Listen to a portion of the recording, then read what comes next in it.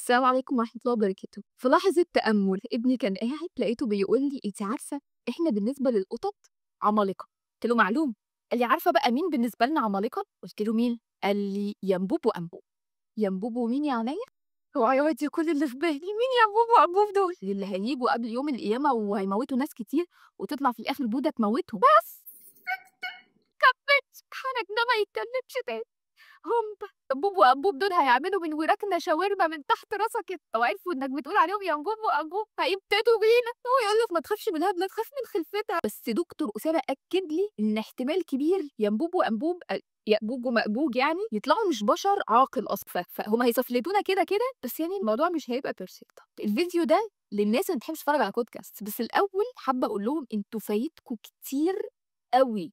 في بودكاست بتبقى ساعتين و3 و4 كمان، بس ما بيكونش فيها لحظة ملل وفايدة وعلم وآفاق جديدة ورث البقاء أقسم بالله. ومنهم الحلقة اللي عملها دكتور أسامة عبد الرؤوف الشاذلي في بودكاست فنجان على قناة سنادين، واتكلم عن يأجوج ومأجوج وذي القرنين من منظور جديد جدي. من كتر ما اللي اتقال في البودكاست ده كان مايند بلوينج، انا فكرت اعمل له بريف بس حسيت اني هفوت على الناس فرصه ان هم يستمتعوا باسلوب سرد دكتور اسامه، وازاي بيبني كده ويفرش وبعدين يروح نازل عليك بالمعلومه. بس لما نزل الموضوع بقى في كتاب ياجوج وماجوج ولقاء مع ذي القرنين خلصت مش حاجه كتاب، يبقى انا له بريف. الكتاب فيه حاجات اكتر شويه من اللي اتقال في البودكاست وفيه تفاصيل اكتر في كل حاجه عموما، بس في نفس الوقت ما فيهوش اسهاب وما فيهوش حشو على الفاضي. 240 صفحه تو ذا بوينت.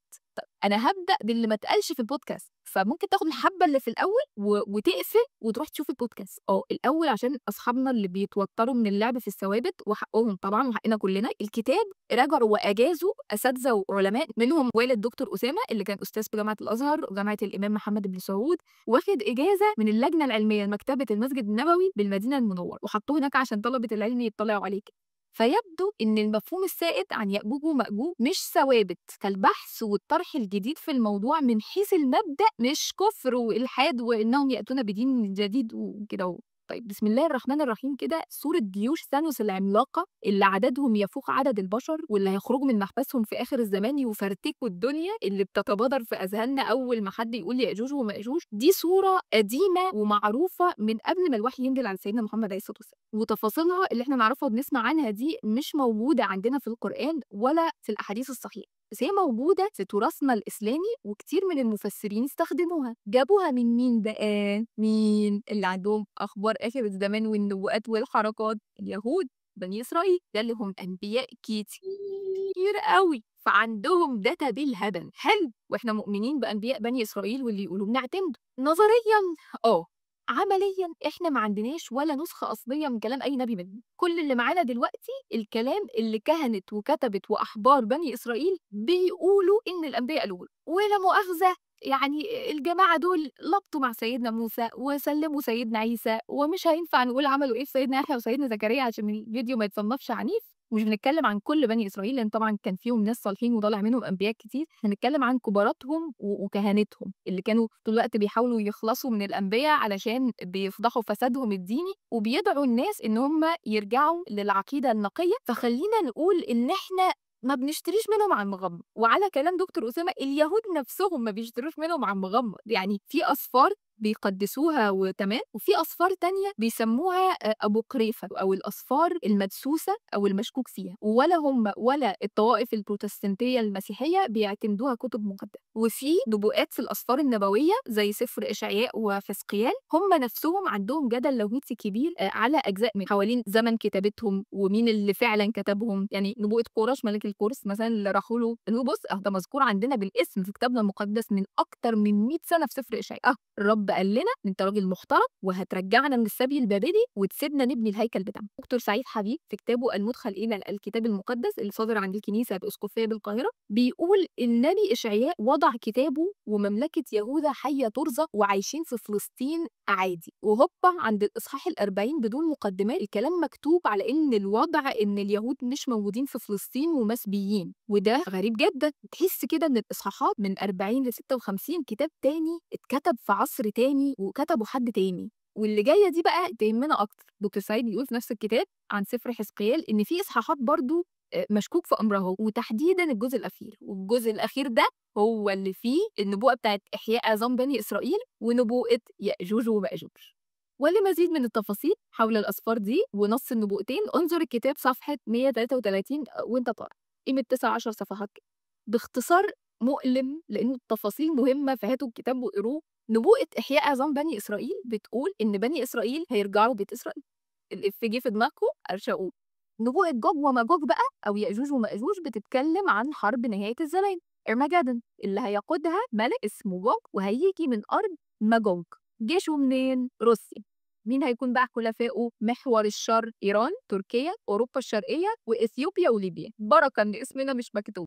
بيقول لك بقى ينزلوا على الأرض بني إسرائيل يجتاحوها والناس هتشوف إنه خلاص الهزيمة محسومة والقضية ممكن، فهينزل غضب الرب. خد بقى من اللي جايه دي عشان هتجيلها تاني. هتندك الجبال وترعش البحار وتتساقط حمم الكبريت والنار وحجاره البرد والثلج على جوج وجيوش. تخدموا النبوءات دي ازاي بقى؟ ولان الشرحه نفسها يعني مش محتاجه. نبوءة إحياء عظام بني إسرائيل على النبوءة بتاعت كورش. الراجل اشترى ورجعوا من السبي البابلي زي السلام عليكم.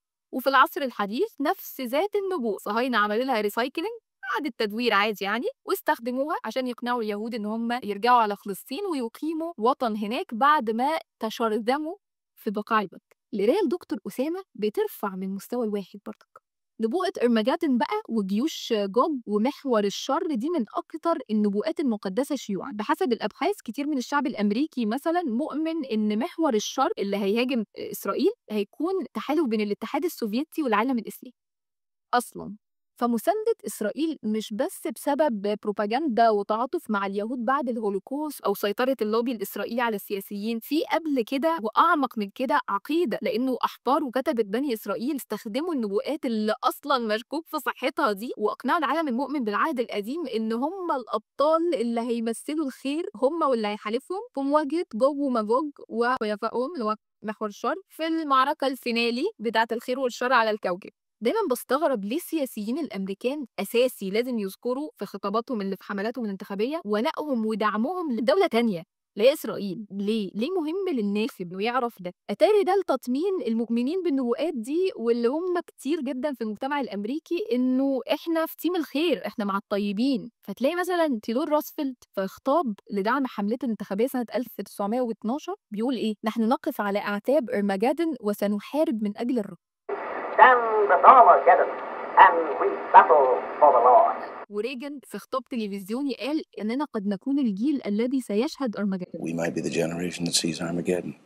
جورج بوش الابن عشان يجيب شراك معاه في طلعة الحرب على العراق قال له جوج وماجوج قد انبعث في الشرق الأوسط للقضاء على الغرب المسيحي، وده معناه إن نبوءة الإنجيل حول يأجوج ومأجوج قربت تتحقق. اللي هو شراك جاب المساعدين بتوعه وقال لهم أنا شوفوا لي الراجل ده بيتكلم عن إيه، مش فاهم حاجة. When Bush was trying to gain international support for the invasion of Iraq, Bush apparently started talking to Chirac about Gog and Magog.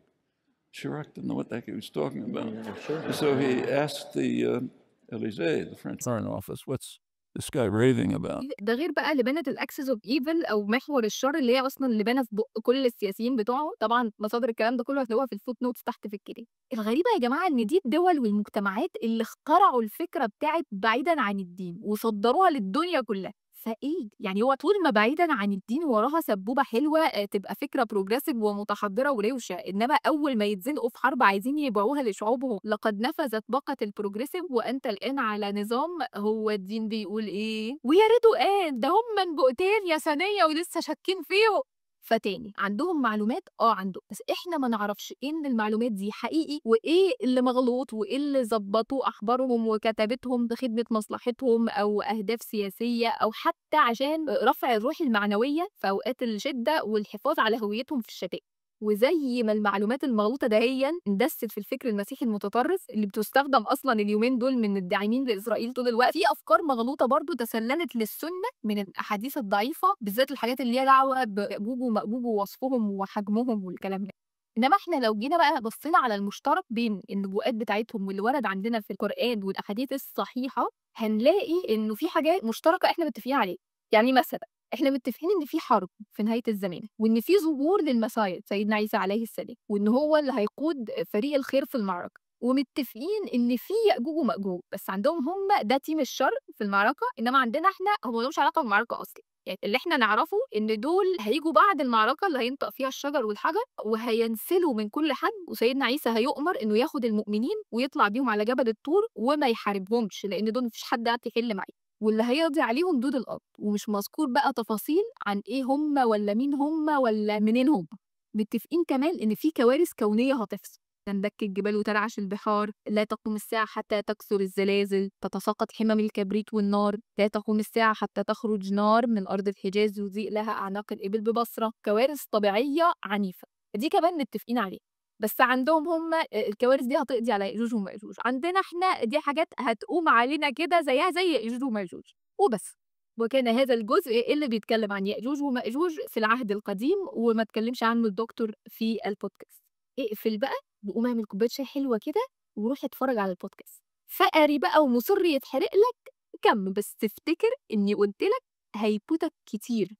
مين بقى ذو القرنين اللي وصف رحلته عامل زي افلام الادفنتشرز كده، اللي هو Journey to the Center of the Earth والحالات، ماشي يلاقي ظواهر طبيعيه وكونيه عجيبه، ولا مغرب الشمس، ما الشمس بتغرب في كل حته، فلا دي اكيد ظاهره سبيسيفيك روشه في مكان روشه، وبتغرب في عين حمئه. ايه بقى الحوار ده؟ وراح عند مطلع الشمس، مش مشرقها يعني، مطلعها، ولقى ناس مفيش بينهم وبين الشمس سترة، يعني ما بيعرفوش يعملوا تند، وناس لا يكادون يفقهون قولا، ما بيفهموش يعني ولا ما بيتكلموش زي البشر، يكونوش دول الكائنات اللي شبه البشر اللي بيلاقوا حفرياتهم النياندرتالز مثلا. وبعدين قالوا يا ذا القرنين، الله طب ما بيقول اهو، ورد عليهم قال لهم اتوني زبر الحديد وجابوه، يعني بيفهموا، امال ايه لا يكادون يفقهون قولا دي؟ واشتكوا له من اليأبوج والمأبوج اللي بيفسدوا في الارض. ملك عظيم بيلف العالم بجيوشه، ما قالوش حل معاهم حاربهم خلصنا منهم، لا ابني بينا وبينهم سد، والملك سايب الجيش السلاح ويلا يا رجاله عشان عندنا صبه. تمام، وارد. تفاسير العلماء بقى بيقول لك من ساعتها محبوسين ورا السد وبيحفروا عشان يخرجوا من الحبس. طب هم كانوا فين وهو بيتبني؟ يعني اكيد العمليه اخذت وقت، اتغفلوا ازاي؟ اكيد كانوا بعيد، فازاي محبوسين؟ يرجعوا يقعدوا مكان ما كانوا قاعدين وهو بيتبني، وتكنولوجيا واقمار صناعيه، وشفنا الارض حته حته، ومش شايفين قوم بالعدد ده وبالحجم ده. وبعدين ايه اللي هيمنعهم ان هم يطلعوا ورا سيدنا عيسى والمؤمنين فوق جبل الطور؟ ما لهمش في الهايكنج كل جمعه بقى على الله اقف عند قصه ذو القرنين وانا بقرا سوره الكهف، والاسئله دي تاكل دماغي، واقرا تفاسير واسمع محاضرات ومفيش اجابات جايه معايا سكه. يعني الحاجه الوحيده اللي حسيتها نورت كده راي دكتور مصطفى محمود في موضوع لم نجعل لهم من دونها ستر، انه ستر الشمس هو الليل، فما فيش ستر يعني نهار مستمر ما بينزلش عليه ليل، فشكله كده راح عند القطب الشمالي في الصيف، وده تفسير منطقي جدا. طب ما حدش بقى شاف ردم هناك يا ولاد؟ ما فيش اجابه. طب الناس اللي عايشه هناك عند القطب الشمالي عندهم مشاكل في التخاطب مثلا؟ ما فيش الكلام ده. طيب لحد ما شفت البودكاست بتاع دكتور اسامه وكل حاجه اتسقطت في مكانها واتعشقت كده زي قطع البازل، سمعت كلام مش بس منطقي ومستند على ادله من الكتاب والسنه، اقرب للواقع، يعني اقرب للواقع من الافكار الاسطوريه الخياليه الملحميه الشائعه اللي زي ما قلنا هي اصلا متاثره باسرائيليات مشكوك في صحتها. اولا يأجوج ومأجوج مذكورين في القران في ايتين، وحوالي 5 احاديث كده اللي نقدر نقول عليهم صحاح، والباقي كله مشكوك فيه. دكتور أسامة بدأ بالقرآن، فكرة خارج الصندوق، إنه بدل ما يسأل السؤال التقليدي مين يأجوج ومأجوج، سأل يعني إيه يأجوج ومأجوج؟ بما إن القرآن معجزة بيانية يعني السر في اللغة، فلو هم كلمات عربية مش أعجمية هنلاقي فيهم دليل على طبيعتهم أو صفاتهم، مش زي ما كلنا إن شاء الله عارفين يعني جذر أي كلمة عربية اللي بيتكون عادة من 3 حروف بنقدر منه ومن مشتقاته نستنتج المعنى الأصلي للكلمة. وبالفعل لها أدلة محترمة جدا بتدعم إنهم أسامي عربية. طب إيه جذرهم؟ الاتنين جذرهم واحد، ج ج. اشتقاقاتك بقى يا سيدي، عندك أجج يعني اشتعل، وأجت النار يعني اشتعلت بقوة، والأجيج اللي هو لهيب النار أو صوت النار. يأجوج على وزن يفعول أو فاعول يعني شديد التأجج أو الاشتعال. وعندك أج زي أج الماء يعني اشتدت ملوحته أو حرارته، وماء أجاج يعني ماء مالح، وأجيج الماء صوت انصباب الماء. مأزوج على وزن مفعول يعني ماء اشتدت ملوحته أو حرارته. عندك كمان أج بمعنى أسرع، أج الرجل يعني هرول. الأج هو الاندفاع في صورة كده، معانا حاجة شديدة الاشتعال وماء شديد الملوحة أو الحرارة، وعندنا عنصر اندفاع شديد. ممكن نربط الكلام ده بقى بالمكان، يمكن توضح لنا حاجة. دكتور أسامة رأيه من رأي دكتور مصطفى محمود إن الكلام على منطقة القطب الشمالي والبلاد القريبة منه. interestingly شوف بقى حتة البازل دي، أشهر القبائل اللي ساكنة في المنطقة دي من قديم الأزل هي قبائل الإسكيمو. والشائع عن كلمة إسكيمو دي إن هي معناها اللي بياكلوا اللحم الني، بس في عالمة من القبائل دي عملت بحث قريب أثبتت فيه إنه الكلمة دي مش معناها كده، الكلمة دي معناها الشعب اللي بيتحدث لغة مختلفة أو الشعوب الغرباء لغويا، أو ممكن نقول اللي لا يكادون يفقهون قولا. من كل اللي قابلهم ذو القرنين في رحلة، كتير منهم كانوا بيتكلموا لغة مختلفة وكان أكيد بيواجهوا تحديات في التواصل معاهم، بس دول الوحيدين اللي القرآن قال عليهم لا يكادون يفقهون قول. فيمكن يكون عشان مش بيقول لنا وصفهم، لأن الوصف ده ينطبق على ناس كتير، هو القرآن ممكن يكون كان بيقول لنا اسمهم. يمكن القطب الشمالي بقى والبلاد اللي حواليه جرب كده تجيب سيرتها قدام اي عالم مناخ يمسك البنطلون على طول. القطب الشمالي يعني جلوبال وورم، ذوبان جليدي، هنغرق كلنا، براكين بتنيم اوروبا من المغرب زي بركان ايسلندا الاخير، قفلوا المطارات بسببه اسابيع، وكل كام يوم ينزل تقرير عن تزايد النشاط البراكيني في المنطقه، وفي ارتباط وثيق بين البراكين والفيضانات والزلازل والتسوناميز، والكوكب هيتطربق فوق دماغ اهالينا يا معلم سلطان. والمنطقه دي طول عمرها فيها براكين بتثور وذوبانات جليديه وفيضانات، حاجه مشتعله مندفعه وميه مالحه مندفعه، فولكانوز وتسونامي. بس يأجوج ومأجوج مش هيبقوا أي فولكانوز وتسوناميز، دول هيبقوا سوبر فولكانوز وميجا تسونامي. وهو ده تصور دكتور أسامة عن يأجوج ومأجوج. لا يعني إيه؟ طب وجيوش لورد أوف ذا رينجز المرعبة؟ مفيش وايت ووكرز؟ مفيش وينتر إز كومينج؟ مفيش بيهايند ذا وول؟ مفيش وول؟ هتخلص كده؟ يح بلق بلق بلق بلق بجد والله.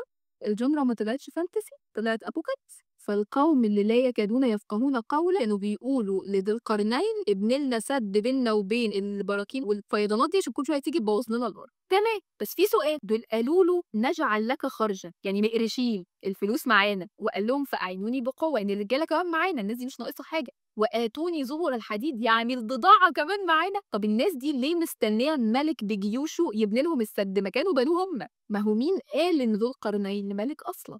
الآية بتقول إن مكنا له في الأرض وآتيناه من كل شيء سببا. هو عشان مكنا له في الأرض يبقى ملك؟ طب ما ربنا سبحانه وتعالى قال مكنا ليوسف في الأرض، وسيدنا يوسف ما كانش ملك، والتمكين بتاع سيدنا يوسف كان من خلال تفسير الأحلام، مكنا ليوسف في الأرض ولنعلمه من تأويل الأحاديث. ذو القرنين تمكينه كان من خلال آتيناه من كل شيء سببا، علم الأسباب، يعني الوسائل المادية والعملية والتقنيات. طبعا أنا في اللحظة دي لطمت، ذو القرنين طلع مهندس مش هيخلونا. فطبعا لما وصل للناس هناك قالوا له النبي يا هندسه البراكين والتسوناميز عاملين معانا الغلط، وكل شويه يبوظوا لنا الارض، تبنيلناش سد يصدهم عننا يوبك ثواب، لان مشكلتهم ما كانتش مشكله امكانيات، هي كانت مشكله نو هاو، وهو مع النو هاو. فقال لهم ابني لكم ردم سد، مش فاهمكم. طبعا يعني ونعمل سبيكة قطر كده على حديد، يمكن عشان القطر لما بيغلف الحديد لا تقدر المية تصديه ولا الحمام تدوبه، فما استطاعوا أن يظهروا وما استطاعوا له نقبة. بس لما يجي وعد ربي جعله دكاء، والله يبقى أكبر من أي ردمة. احنا كان في سوبر فولكانوز وميجا تسوناميز، وزي ما الآية بتاعت سورة الأنبياء بتقول من كل حدب ينسلون، حدب يعني نتوء، حاجة مرتفع، فالبراكين دي هتنزل علينا من براكين العالم كله، والتسوناميز هتبقى في كل مكان. خد بقى قطعة البازل دي كمان، الآية بتقول وتركنا بعضهم يومئذ يموج في بعض. في التفسير التقليدي يأجوج ومأجوج هيموجوا في بعض باعتبار ان هم هيبقوا كتير جدا والفوضى هتبقى عارمه، فهيخبطوا في بعض زي الامواج المتلاطمه. انما لو تخيلت المشهد بتفسير البراكين والتسوناميز وعرفت ان في حاجه معروفه اسمها فيضان بركاني لما الاتنين بيقوموا مع بعض، هتلاقي يموجوا في بعض مظبوط بالظبط.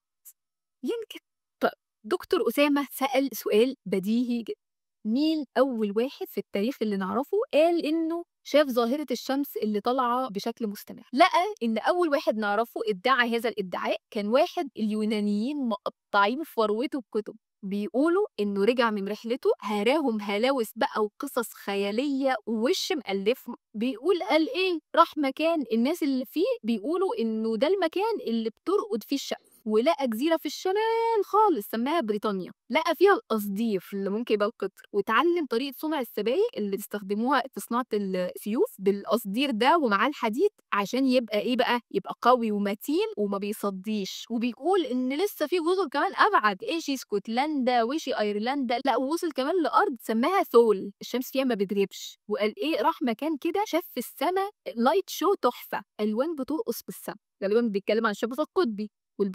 البحر ابو موج متجمد، بيقولك ما تعرفش تتحر فيه من قطع الجليد. وقاعد بقى يحكي عن الشعوب اللي قابلهم. يا عم انت مستكشف تجيب ذهب، قصدير، كهرمان ولا عنبر، تدور على كنوز زي باقي زمايلك المستكشفين، انما شعوب ايرلنديه ايه وجرمانيه ايه وقبائل اسكيمو ايه اللي شغلت بالك بيهم وجاي توصفهم لنا وتحكي لنا عن عاداتهم؟ طبعا التشابهات يراها كل كفيل. حلو أوي. مين بقى الباشمهندس صاحب هذه الرحلة الاستثنائية الشبيهة جدًا برحلة ذي القرنين؟ لأ باشمهندس إيه أنتم صدقتوا ده الإفيه حكم بس، إنما الموضوع أكبر من كده بكتير. العالم، المستكشف، الرحالة، الجغرافي، المغامر، الفذ اللي هاجموه وكدبوه واضطهدوه وطلع في الآخر كلامه كله صح، بيثياس المرسي 360 قبل الميلاد.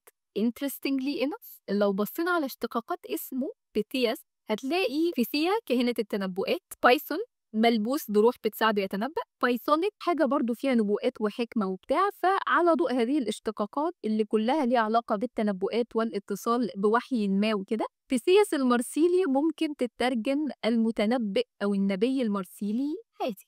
ممكن تفاصيل رحلته بقى وإنجازاته واختراعاته وليه ممكن يكون لقب بذي القرنين، ونقد فرضية إن يأجوج ومأجوج براكين عملاقة وموجات مادة عاتية، ومناقشة الأدلة والأحاديث الصحيحة اللي أنا ما جبتش سيرتها أصلًا. كل ده هتلاقوه في البودكاست وأكتر منه هتلاقوه في الكتاب. أنا بس قُلت إيه، يعني أجيب رجليكم كده، أدّيكم الخطوط العريضة وأحرق لكم المفاجآت وأبوّظ لكم التويستات وربنا يقدّرني على فعل الخير.